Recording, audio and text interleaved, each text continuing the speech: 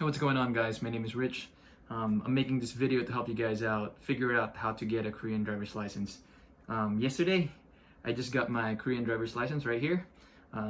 It took me a couple of weeks to get it because of the language barrier, and unfortunately, even though the videos that they show prior to the test have English subtitles, it doesn't have complete information for you to pass the test. So I'm just gonna walk through the step by step how you can get your driver's license here in Korea if you're a foreigner. By the way, I'm an experienced driver. I've been driving for 10 years or a little bit more than 10 years. But I still failed. There's a part of the test that I failed because I didn't know or I didn't understand the objective that I need to complete, or the goals that I need to complete or to do in order to pass that exam. So yeah, to make the video short, let's start with the process. So first of all, you gotta have your passport size photos, or the exact specification will be available at the KORROAD.kr. That's KOROAD.kr. That's the DMV website of Korea. There's an English option too, so in the top right section, you have the option to change from Hangul to English. Yeah, the exact measurement of the photo is there. You gotta have your passport or ARC card if you have your alien registration card. Also bring about 100,000 won, about $80. If you pass all the tests, no failures, that should be enough to cover for the entire expenses, or till the final stage, the issuance of your driver's license. Yeah, that's pretty much all the requirements that you have to bring. So what I did, I went to the DMV in Yongin. When I got there, I went to the information area. They gave me a form. The form is in English. I told them that I'm a foreigner, I don't understand Hangul. I filled up the form, my address, name, my personal information basically, and put my photo in there, take my photo in there. After that, they sent me to the physical, or the eyesight test. So basically, you will pay a certain amount. I can't remember the exact amount that I paid, but like what I said, bring 100,000 won. That should be enough. So they'll just do an eye test, just to check your eyesight. Pretty easy. No problem with that. After that, I went to the service counter. This service counter will be like a place where you always go back to if you pass or fail a part of the process basically. So I went there to the service counter. You'll get a number basically, and then your number will be called. What I did next is I did the safety education or video class. Basically, a group of people will be in a classroom and they will play a video. That video is about an hour long. And yeah, when I did my driver's license, by the way, right now it's June 2020. It's like a Korean drama, showing how to drive properly, how to be safe, how to be a defensive driver basically. So yeah, after the 1 hour class video, I went back to the service counter. Like what I said, every time you finish something or accomplish something, you have to go to the service counter. Went back to the service counter, then I paid an amount again to take the written test. Basically, it's not actually written, it's digital, it's in a computer. So I paid that amount. Then they gave me like they put a sticker confirming that I paid, and then I went to the other room to take the written test, or the digital test. That test consists of about 40 questions. If you are an experienced driver, or you've been driving before, pretty much the law on driving, you should be okay, because most of the tests or the questions are like scenario based. So if you know how to drive, I think you will pass the test easily. Then road signs will be there too.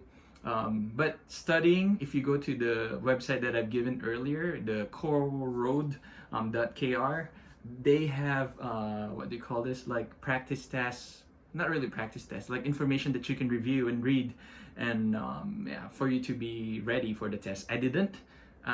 Thankfully, I still passed, but yeah, if just to make sure, for you to be more confident, I would read it. I did not. I was just lucky that I know the answers on the questions, so that's why I passed. So after that, sorry, by the way, I forgot to mention, you have 40 minutes to complete the test. So 40 questions, 40 minutes, a minute per question. That should be enough time for you to think and understand the question and answer it properly. So you should not worry about it. I don't think that's the hardest part of this entire process. So after that, again, you will go back to the service counter showing them your paper, because after you've taken the test, the gentleman or the lady on the doing the test will stamp your form that saying that you pass or you fail. Then you go to the service counter. Once you're at the service counter, you will make a payment again, and you will be scheduled for an in-house road test. This is like in an indoor, not really indoor, like within the DMV's properties course test, basically. For me personally, this is the hardest part of this entire process.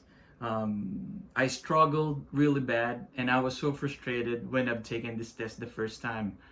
I was so disappointed, and yeah, I was mad basically. So I'll give you guys an overview on what is this in-house test is about. So basically, this in-house test is that you will go inside a car, and that car has a computer inside, and that computer will tell you what to do, and it's very calculated. You cannot reason with it. If you made a mistake, there's no like oops, or my bad, or I'm sorry, I didn't do it properly, but I know how to do it. You cannot reason with it, because once you break the rules of the computer, automatically you'll get deductions on your points, and there's a certain number of points that you need in order to pass that test. Like what I said, prior to the test, they will show you some videos with English subtitles in the waiting area or the waiting room. However, that video is very helpful. It's very informative. It will tell you, how will be the test, how's the flow of the test, but it's not gonna give you like the objective. I've watched the video after I passed the written test. However, I was so clueless. I thought I will just drive the course, when you look at the course, you will understand what's the objectives, like, oh, go up, park the car, go around, and then finish line, boom, done. Just showing how you drive. That's how I understood it initially. But I was really wrong. I didn't know that there's an objective. So this part is very important. I'm gonna explain to you guys how will you pass that in-house course driving test. Let me just open my notes real quick. Then we're gonna go through this in-house test. So first part of the test is for you to the computer will test you that you know how to use the basic what do you call this, parts of the steering wheel, the car, basically. So turning on the car, the engine, turning on the headlights, wipers, blinkers, putting it to gear or neutral, putting on your seatbelt, basically. That's like basic functions that's within your reach when you're seated in the driver's side. That's the first part of the test. But here comes the tricky part. For me, it's very tricky. It was very frustrating for me, because the thing is, the computer was during my first time. The computer told me, it's like, let's check the ability to turn on the engine. If you're logically, like normally, your body will just turn on the engine. So I turned on the engine after she's just like, let's check the ability to turn on the engine. I turned on the engine, and then like maybe 5 seconds later, the computer said, turn the engine on now. Then I was like, okay, it's already running. And then the computer said, 5 points deducted, because I did it premature. So what you need to do is you gotta wait for the actual command of the computer prior to doing things. This is very important. even on the my third try where I passed the test, I think I made one mistake because I did it prematurely. It's like your muscle memory, you know, will always do it. So um, I can't stress it, you know, enough. You gotta wait for the computer to tell you when to do things. Also, another tip, on top of the dashboard, there's like a monitor of the computer. That monitor, it has a timer, and there are certain things that you gotta do within 5 seconds or 10 seconds, you know, depending on the task that will be given to you. So look up at the timer all the time, because the thing is, when it starts counting, it means that you gotta do it within that 5 seconds or 10-second window. So for me, even the computer said that turn on the flasher or your left blinker now. I'm not gonna do it. I'm gonna wait for that counter or the timer to start prior to doing it, or you know, and then I will do the blinker signal. So just what they call this. Those are my two tips.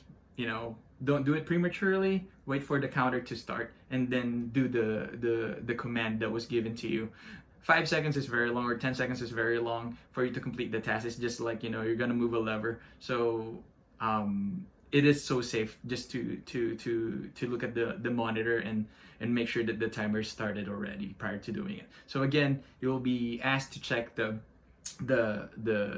you know, to turn on the car, the blinkers, headlights, high beam, the windshield wipers. After that, this is another thing that was not explained in the video that I watched. So once you completed all those tasks, like putting it to gear, dropping the handbrake or the emergency brake, is that you will drive. But prior to driving here, during this test, including the later test, every time before you leave your stop spot, you gotta turn on your left blinker. It's like a signal that, hey, I'm leaving. Even when you're on the same line, you need to turn on the left blinker just to show the command that, hey, I'm getting out, I'm leaving. So it was weird for me, but yeah, take note of that. You gotta do that. So turn on the left blinker. After I pass the line, you will hear like a beep on the computer. Then you gotta turn off the blinker, basically. By the way, I forgot to mention, when you do the initial part of the test where like they ask you to, hey, turn on the blinkers, the computer will give you another command to turn it off. So don't turn it off right away when you what they call this, when you're doing the test. I think that's how I got my deduction. I think I turned on the computer asked me to turn on the headlights now. Then I look at the timer and turn it on. Then right away I turned it off. Like a few seconds later, the computer told me it's like turn off the headlights. So yeah, I did it prematurely again. So don't do anything. Don't turn it off. Once you turn it on, just wait for the next command prior to doing it. So going back to the what they call is leaving the starting line, basically. So turn on your left blinker, drive. And you gotta drive under 20 kilometers. What I did, I think I drove between 10 to 15 just to what you call avoid going over the speed limit, because there will be point deductions if you go over the speed limit. So I drove, and here comes the first objective. So there are 4 objectives. We're gonna go through it one by one. So here comes the first objective. This road course or in-house course has an incline part where you're gonna go up. And in that incline part, there are 2 lines. So the first objective is to stop the car in between those 2 lines for about 3 seconds. So what I did, my first time, I didn't have a clue. I just drove all the way up and drove down. And then there's the Korean instructor stopped me, told me, it's like, get out of the car, you know, you failed. I was like, I was so clueless. I didn't know that there's this, you know, this objective exists. So that's why I did this video, to help you guys out and hopefully to save you guys some money, because I've taken the test 3 times, and every time I've taken the test it's about $20, 22,001. So yeah, it was quite expensive for me. So in between those 2 lines, you gotta stop the car. Don't pull the emergency brake. Just, you know, put your right foot on the brakes. you gotta wait for 3 seconds. Don't count. Again, look at the monitor. There will be a timer there. Wait for the 3, let go of the brake, and then hit the gas. And make sure you don't roll back. How do you do that? I think if you're an experienced driver or if you've driven before, you'll be alright. You gotta practice prior to taking this test. Don't take the test without having any, driving experience, I would say. Maybe try it in a safety parking area, But yeah, stop for 3 seconds on the incline part, and then, make sure that the car doesn't roll down or backwards, and just drive up, go down. And then here comes the second task. That will be making a left turn in the course that I did. So basically, there's like it's a scenario. It's like there's a traffic light and you gotta make a left turn. Of course, when it's red, you don't go through. You don't go. We wait for the green line before you proceed. So make sure you turn on your left blinker, wait for the green light, and then proceed with the turn. You gotta do it like properly. You don't cross the lines, things like that. By the way, what I'm not mentioning here, like in this, there are more other rules like where you can get deductions on this test, but all of those will be available in the video. What I'm mentioning right now, or what we're discussing right now, what am I discussing right now is just the parts that weren't available or was not mentioned clearly in the video. Okay, so you'll make a left turn. Making a left turn should be easy. When, if it's like yellow and you already crossed the line, just go and proceed. Don't stop in the middle of the intersection. If it's red line, don't cross the white line, for the crosswalk. So make sure giving the pedestrian enough space for them to walk to. So after the left turn part, that's the second objective. Here comes the third objective. The third objective will be doing a reverse parking. Everybody here in Korea, or most Koreans, practice this. If you go to a car park, most of the cars are parked reverse. So you have about 2 minutes to perform this reverse parking, and there are multiple parking spots in there. Since because of the language barrier, I didn't have a clue, like, will they assign like a parking number for me because it's actually numbered. Then I asked the instructor. The instructor told me, it's like, oh, if it's vacant, just use it. We don't assign the parking spot to anyone. If it's taken or occupied by another what they call this, by another student, just use the next one. So this one is pretty much what they call just a basic reverse parking. The objective is to do it properly without touching the line, meaning that your wheels, like the front wheels and the rear wheels, will not cross the line or the sideline of the road or of the parking space. I have a tip here. Prior to starting the car, like in the initial part of the test, make sure that your side mirrors are all the way down. Meaning when you look at the side mirrors, you can see your rear wheels and tires. So very important, because we're going to discuss it after, okay? So make sure that your side mirrors are facing down, that you can clearly see your rear tires and rear wheels. So when you perform the reverse parking, basically just move forward, then, reverse. You can do it multiple times, by the way. You don't need to do it like once, like, one shot, like one reverse, perfectly parked it, perfectly straight. No, you can move back and forth with the car. You can maneuver it. Just make sure you don't touch the lines. And there's a line on the back of the parking spot. The objective is to make sure that when you reverse park, your rear tires will pass that line. When you pass that line, you will hear the computer will beep. So once you hear the beep, means that, hey, you met the objective. The next thing to do, which is not mentioned anywhere, is to pull the emergency brake. Once you pull the emergency brake while you're in reverse, by the way, because you just reverse, right? You pull the emergency brake and you will hear another beep. Once you hear that beep, drop the emergency brake, put the car to drive, and drive out. And make sure that when you drive out, you don't touch the line on the right side of the parking spot. Just make sure you do it flawlessly. Move forward a little bit, then full turn to the right, get out of the parking spot.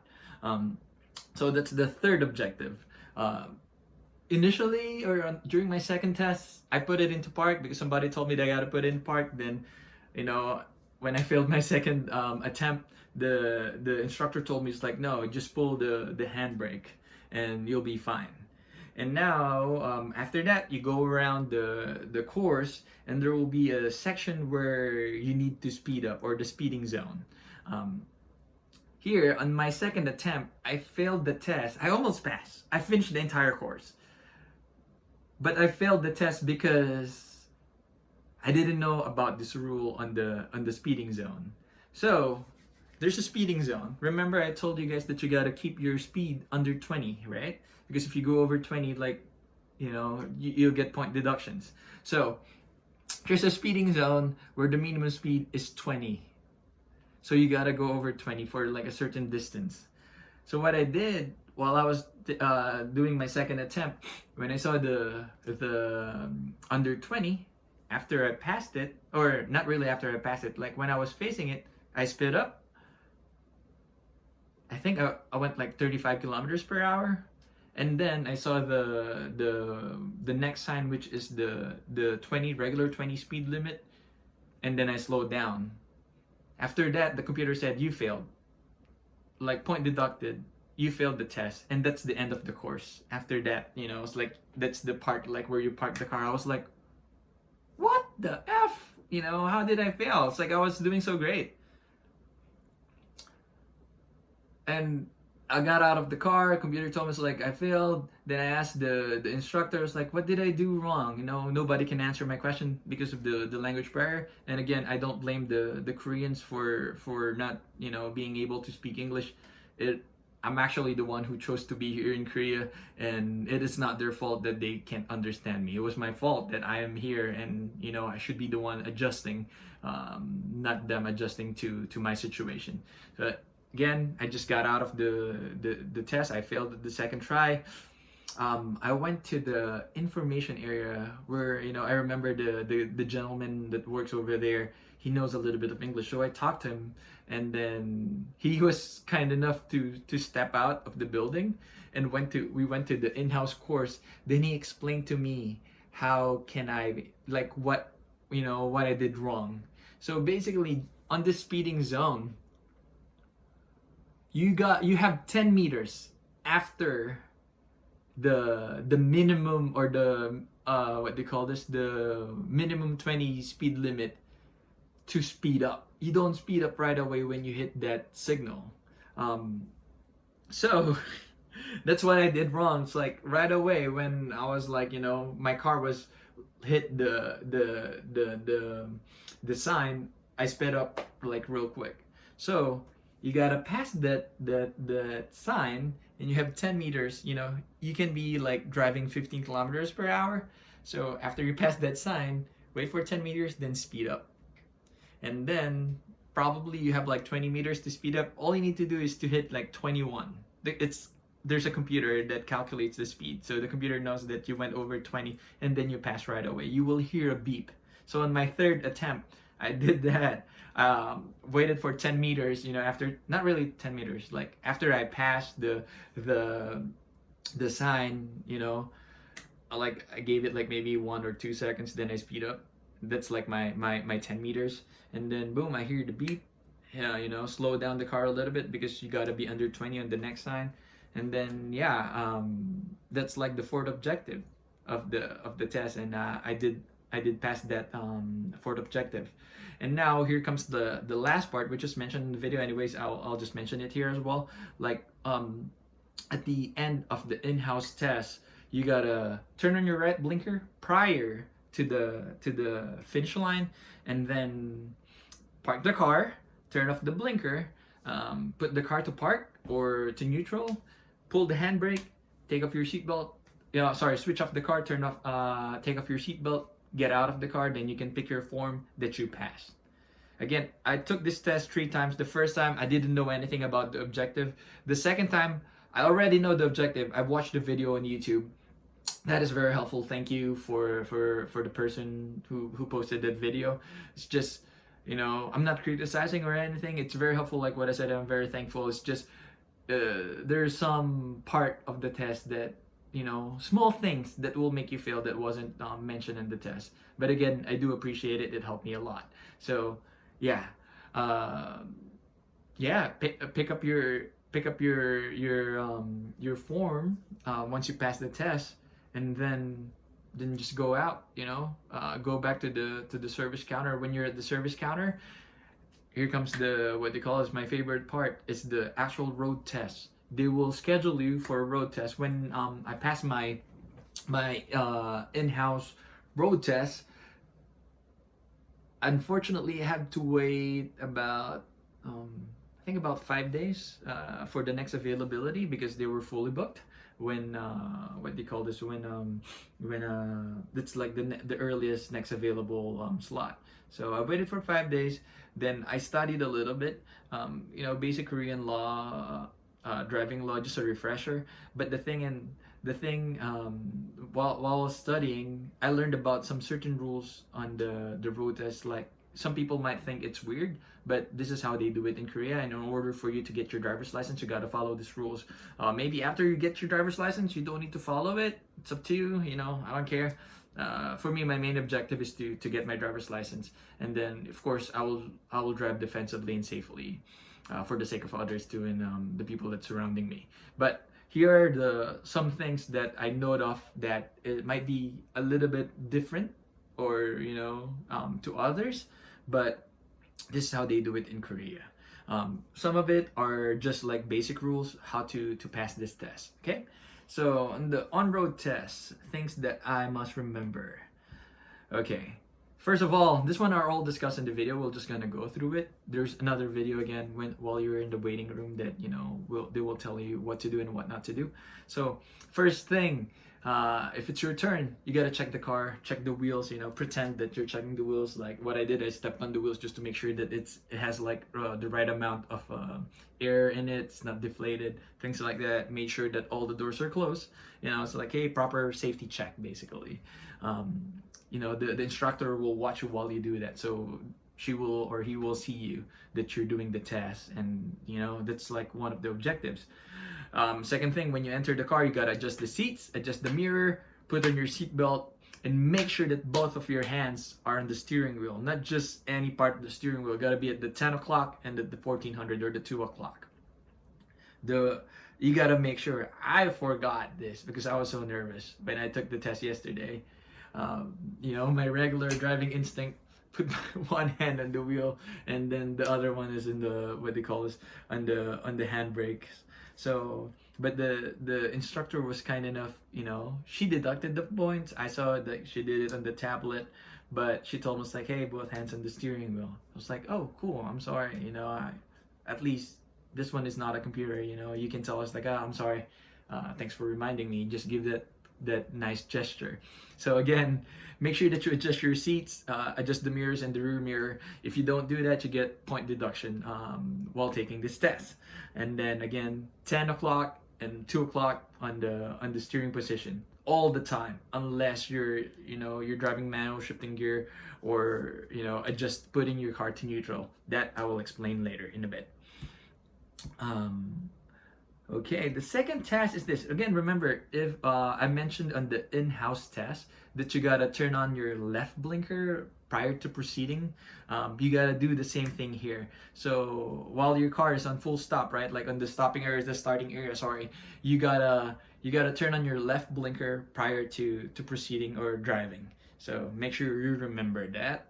And here comes like the weirdest part for me. It's like a very unusual part for me. Always remember that you need to put your car in neutral every time your car is on a full stop. Example, you get stuck in traffic. There's a car in front of you. You got to put it to neutral.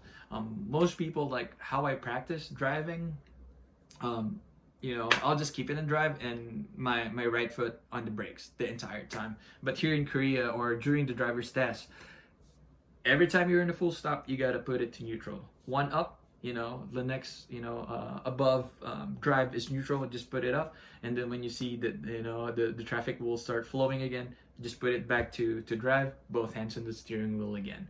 So might be weird, but just remember, I practiced it prior to taking the test like while I was waiting for 5 days, I asked my wife, I was like, "Hey, can I drive your car like around? I have a temporary driver's license." By the way, when you pass the in-house course, you will be given a temporary permit that you can drive with someone with a valid driver's license. So yeah, while I was driving, like going to the grocery store with my wife, I just I kept putting the car to neutral every time that there's a stop sign. So I practiced it a lot, but guess what? When I did my test, I didn't do it a single time. I was so nervous. Every stop sign that I stopped at, I didn't put my car to neutral, and I got all my points deduction because of that. I think I scored 75 on the actual road test. If you forget to put the car to neutral, you get 5 points deducted. So I did 5 stops without putting the car to neutral. That's why I scored 75 out of 100. So yeah, it's just me. I was just nervous. I think because I told myself prior to taking the test that, hey, just relax, calm down, like, drive safely, pretend that you're a limo driver and you have like a VIP next to you. Just make sure you don't give her or him like a whiplash, something like that. So yeah, that's what I did. So I totally forgot putting it to neutral. But for you guys, so you guys won't get point deductions, make sure that you always put it to neutral every time you go on a full stop, or if this traffic light, you got stuck in the traffic light with red light. So keep that in mind. Next would be, don't cross the lines on stop signs. Again, basic. If you're in a stop, don't go over the crosswalk or the line prior to the crosswalk.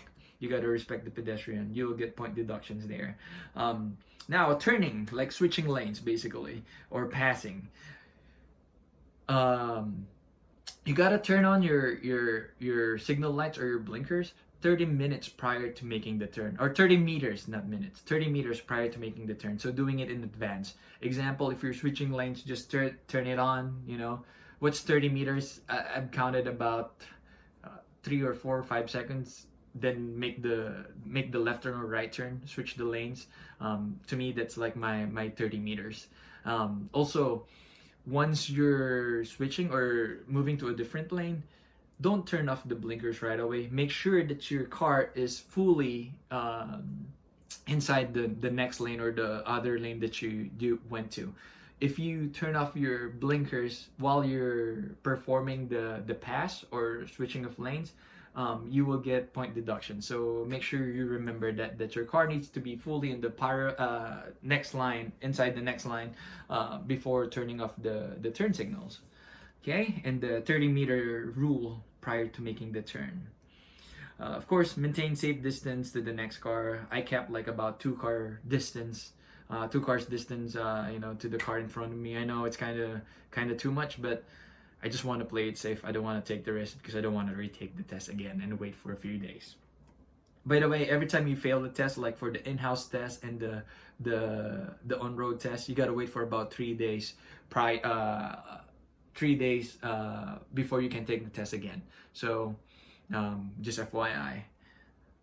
Then slow down when someone is passing you. Yeah, that's another weird thing. So if you're in the right lane and someone's like passing you or overtaking, and if that car, the driver is just driving the same speed as you, just slow down. It's weird, but if you're passing, you gotta go faster than me, of course. But here in Korea, according to the law, you gotta slow down when someone is passing you. So keep that in mind. Then I drove inside a city. It's like a downtown area. The speed limit was 60. I kept the speedometer in like 50. The computer will tell you to like, hey, it's it's a 60-kilometer speed zone. Make sure you keep your speed limit within the given speed limit, and make sure you don't go under 40 kilometers. So I kept it between 50 to 55 kilometers per hour the entire time. Then at the end of the driving test, you gotta turn on your right blinker like what you did in the in-house test. Put the car on to park, handbrake, pull the handbrake, then switch off what they call is remove your seatbelt. By the way, there are 4 different routes that what they call this that will be given to you, or one will be assigned to you when you take the test. I just want to let you guys know. Okay, so that's the last part of the test. Like, hey, you park, then the instructor will tell you to seat at the back, and she drove me back to the DMV. The computer told me it's like I passed, something like that. But again, like what I said, there are 4 routes that it's not an option that you can pick. It will be randomly assigned. So you don't need to memorize this this routes, but the computer will tell you like when you will perform the turn. The computer doesn't calculate the test like the first or the in-house course test. This one is all in the hands of the what they call the instructor. The computer is just telling you when to make the right turn or if you accomplish the test, basically. So like the computer will tell you like in about 100 meters please turn right, in about 100 meters please perform a U-turn, something like that. So just listen to the computer, look forward, look for the turn, and yeah, that's pretty much it. Once you pass this test, you can just go back to the what they call it. I didn't go back to the service counter. You gotta go to like their main office area, and you will give them the form. You will pay. I paid 10,000 won, about $8 for them to print my driver's license, and then yeah, that's it. That was pretty much the process. Oh man, this is a 36-minute video. It's crazy. I thought it would be short, but yeah, hopefully this video is helpful. Again, my objective here is just to if possible for you guys to take the exam one shot or in a single day, if the what they call availability of the slots permit. But yeah, I wish you guys all the best. Good luck. Hopefully you guys can get your driver's license and be on the road here in Korea. Might see you guys on the road. Again, cheers. Have a good one.